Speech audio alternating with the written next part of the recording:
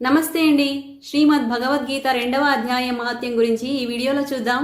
శ్రీమన్నారాయణుడు లక్ష్మీదేవితో అంటాడు, దేవి, దక్షిణ దిశలో వేదవేత్త బ్రాహ్మణుల పురందరాపురి అనే నగరంలో శ్రీమాన్ దేవశర్మ నామంతో ఒక విద్వాన బ్రాహ్మణుడు ఉండేవాడు.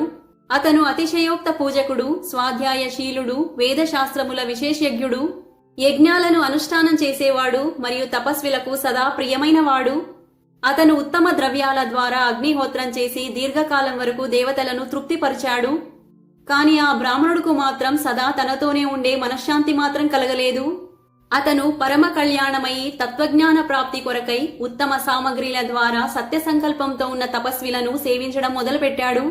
ఈ విధంగా శుభాచరణ చేస్తూ ఉండగా చాలా కాలం గడిచిపోయింది. ఆ తర్వాత ఒకనాడు పృథ్వీ మీద తన సమక్షంలోనే ఒక త్యాగీ మహాత్మా ప్రకటమవుతారు. వారు పూర్ణ అనుభవి, ఆకాంక్షారహితం, నాసిక చివరిలో దృష్టి పెట్టేవారు మరియు శాంతచిత్తులై ఉండేవారు. నిరంతరం పరమాత్మ చింతనలో సంలగ్నులై ఆనందాన్ని అనుభవిస్తూ ఉండేవారు.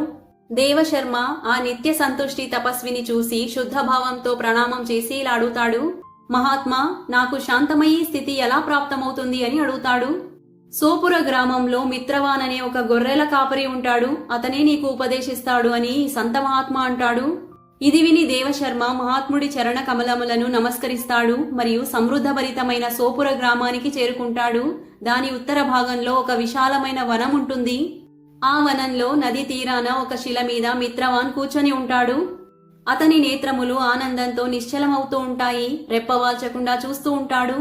స్వాభావికంగా ఉండే వైరత్వాన్ని వదిలి పరస్పర విరోధి జంతువులు కూడా ఆ స్థానంలో ఏకత్రితమై ఉంటాయి. ఆ ఉద్యానంలో మెల్లమెల్లగా గాలి వీస్తూ ఉంటుంది. మృగాల సమూహం శాంతభావంతో కూర్చొని ఉంటాయి. మరియు మిత్రవానుడు తన దయాభరితమైన ఆనందమయి మనోహరిణీ దృష్టితో పృథ్వీ మీద అమృతాన్ని కురిపిస్తూ ఉంటాడు. ఈ రూపంలో అతన్ని చూసి దేవశర్మ మనస్సు చాలా ప్రసన్నమవుతుంది. ఉత్సాహంలో వినయపూర్వకంగా మిత్రవానుడి దగ్గరికి వెళ్తాడు. మిత్రవానుడి ధ్యానం సమాప్తమైన తర్వాత అనన్యా చిత్తంతో దేవశర్మ ఇలా అడుగుతాడు, మహాభాగా, నేను ఆత్మజ్ఞాన ప్రాప్తి కొరకై ఇక్కడికి వచ్చాను. నా ఈ మనోరథాన్ని పూర్తి చేసుకునేందుకు దేని ద్వారా అయితే సిద్ధి ప్రాప్తమై ఉన్నదో అలాంటిది ఏదైనా ఉపాయం ఉంటే ఉపదేశించండి అని అడుగుతాడు. దేవశర్మ చెప్పిన ఈ మాటలను విని మిత్రవానుడు ఒక క్షణం విచారిస్తాడు మరియు ఈ విధంగా అంటాడు, విద్వాన్, ఒక సమయంలో వనం లోపల నేను గొర్రెలను రక్షిస్తూ ఉండేవాణ్ణి. అంతలోనే అందర్నీ మింగేసే ఒక భయంకరమైన వేటగాడి మీద నా దృష్టి పడుతుంది. నాకు మృత్యు అంటే భయం ఉండేది. అందుకని వేటగాడు రావడం చూసి గొర్రెలను ముందుకు తోసి అక్కడి నుంచి వెళ్లిపోయాను. కాని ఒక్క గొర్రె మాత్రం అంతా భయాన్ని వదిలేసి నదీ తీరంలో ఉన్న వేటగాడి దగ్గరికి ఏ అడ్డంకు లేకుండా వెళ్లిపోతుంది. అప్పుడు ఆ వేటగాడు కూడా ద్వేషాన్నంతా వదిలేసి అక్కడే ఊరికే నిలబడిపోతాడు. అతని ఈ అవస్థను చూసి గొర్రె అంటుంది, ఓ వేటగాడా, నీకైతే అభీష్ట భోజనం ప్రాప్తమైంది. నా శరీరంలో నుంచి మాంసం తీసుకొని ప్రేమపూర్వకంగా భుజించు. ఎందుకు అలా ఇంతసేపటి వరకు ఊరికే నిలబడి ఉన్నావు? నీ మనస్సులో నన్ను తినేందుకు విచారం ఎందుకు కలగట్లేదు అని అడుగుతుంది. అప్పుడు వేటగాడు గొర్రెతో అంటాడు, ఈ స్థానానికి వచ్చిన వెంటనే నా మనసులో ఉండే ద్వేషభావమంతా వెళ్లిపోయింది. ఆకలి దప్పిక అంతా తొలగిపోయింది. అందుకని నువ్వు దగ్గరికి వచ్చినా నిన్ను తినాలి అని అనిపించట్లేదు అని అంటాడు. గొర్రె అంటుంది, నేను ఇంత నిర్భయంగా ఎలా అయిపోయానో దీని వెనక కారణమేమిటో నీకు తెలిసి ఉంటే చెప్పమని అడుగుతుంది. వేటగాడంటాడు, నాకు కూడా తెలియదు. పద, ఎదురుగా ఉండే మహాపురుషుణ్ణి అడుదాము. ఇలా నిశ్చయించుకొని వారిద్దరూ అక్కడి నుంచి వెళ్లిపోతారు. వారిద్దరిలో ఇలాంటి విచిత్రమైన మార్పుని చూసి నేను చాలా విస్మయంలో పడిపోతాను. అంతలోనే వారిద్దరూ నా దగ్గరికి వచ్చి నన్నే ప్రశ్న వేస్తారు. ఒక వృక్షం శాఖ మీద వానరరాజు కూర్చొని ఉంటాడు. అప్పుడు వారిద్దరితో పాటు నేను కూడా వానరరాజుకి ప్రశ్న వేస్తాను. అప్పుడు ఆ వానరరాజు ఆదరపూర్వకంగా ఇలా అంటాడు, ఈ విషయంలో నేను ప్రాచీనమైన వృత్తాంతాన్ని చెప్తాను, వినండి. ఈ వనం లోపలికి ఒక పెద్ద మందిరం ఉంది. అటువైపు చూడండి. అక్కడ బ్రహ్మదేవుడు స్థాపించిన ఒక శివలింగం ఉంది. పూర్వకాలంలో అక్కడ సుకర్మ అనే నామంతో ఒక బుద్ధివంతుడైన మహాత్ముడు ఉండేవాడు. అతను తపస్సులో సంలగ్నుడై ఆ మందిరంలో ఉపాసన చేస్తూ ఉండేవాడు. ప్రతిరోజు వనంలో నుంచి పుష్పాలను సంగ్రహించేవాడు మరియు నదీ జలంతో శంకర భగవానుడికి స్నానం చేయించి ఆ పుష్పాల ద్వారా పూజించేవాడు.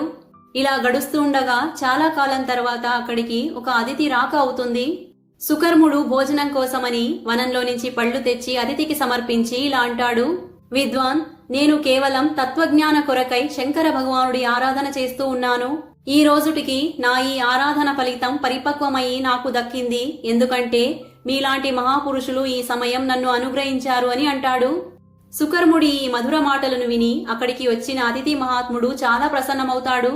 వారు ఒక శిలాఖండం మీద భగవద్గీత 2వ అధ్యాయాన్ని రాస్తారు మరియు బ్రాహ్మణుడికి దాని పఠన మరియు అధ్యాయం చేయమని ఆజ్ఞాపిస్తూ ఇలా అంటారు. బ్రహ్మన్, దీనితో నీ ఆత్మజ్ఞానానికి సంబంధించిన మనోరథం తనకు తానే సఫలమైపోతుంది. ఇలా అని ఆ బుద్ధివంతుడైన మహాత్ముడు సుకర్ముడి ఎదురుగా చూస్తూ ఉండగానే అంతర్ధానమైపోతాడు. సుకర్ముడు విస్మయంలో పడిపోతాడు మరియు వారి ఆదేశానుసారంగా భగవద్గీత యొక్క 2వ అధ్యాయాన్ని అభ్యసించడం మొదలు పెడతాడు. ఆ తర్వాత దీర్ఘకాలం గడిచిన తర్వాత వారికి అంతఃకరణ శుద్ధి అయి ఆత్మజ్ఞానం ప్రాప్తమవుతుంది. తర్వాత వారు ఎక్కడికి వెళ్తే అక్కడి తపోవనం శాంతమవుతుంది. వేడి, చలి, రాగం, ద్వేషం లాంటి బాధలు దూరమవుతాయి. అంతేకాకుండా ఆ స్థానాలలో ఆకలి దప్పిక లాంటి కష్టాలన్నీ దూరమవుతాయి. భయం అన్నది సర్వదా మాయమైపోతుంది. ఇదంతా భగవద్గీత యొక్క 2వ అధ్యాయాన్ని జపం చేసిన సుకర్ముడి తపస్సు ప్రభావం అని అర్థం చేసుకోండి అని వానరరాజు అంటాడు. మిత్రవానుడంటాడు, వానరరాజు చెప్పిన ఈ మాటలను విని ప్రసన్నతాపూర్వకంగా నేను, గొర్రె, వేటగాడు కలిసి ఆ మందిరంలోకి వెళ్లాము. అక్కడ శిలాఖండం మీద రాసిన భగవద్గీత యొక్క 2వ అధ్యాయాన్ని చూసి చదివాను. దాన్ని ఆవృత్తి చేసుకోవడం వల్ల తపస్సు ఒక ఫలితాన్ని పొందాను. అందుకనే ఓ బ్రాహ్మణుడా, నువ్వు కూడా సదా 2వ అధ్యాయాన్ని ఆవృత్తి చేసుకో. ఇలా చేస్తే ముక్తి నీ నుంచి దూరం ఉండదు అని చెప్తాడు. శ్రీమన్నారాయణుడు లక్ష్మీదేవితో అంటాడు, దేవి, మిత్రవానుడి ఈ మాటలను విని దేవశర్మ అక్కడ పూజ చేసుకుని తిరిగి తన పురందరపురానికి వస్తాడు. అక్కడ ఒక దేవాలయంలో పూర్వంలో చెప్పిన ఆత్మజ్ఞాని మహాత్ముణ్ణి కలుస్తాడు మరియు వారితో ఈ వృత్తాంతానంతా చెప్తాడు మరియు వారి ద్వారాయే 2వ అధ్యాయం ఉపదేశాన్ని పొందుతాడు. దేవశర్మ 2వ అధ్యాయం పఠనతో అంతఃకరణ శుద్ధి అయి పరమపదాన్ని ప్రాప్తం చేసుకుంటాడు. ఈ వీడియో గనుక నచ్చినట్టయితే లైక్ చేసి షేర్ అండ్ సబ్స్క్రైబ్ చేసుకోండి. శ్రీమాత్రే నమః.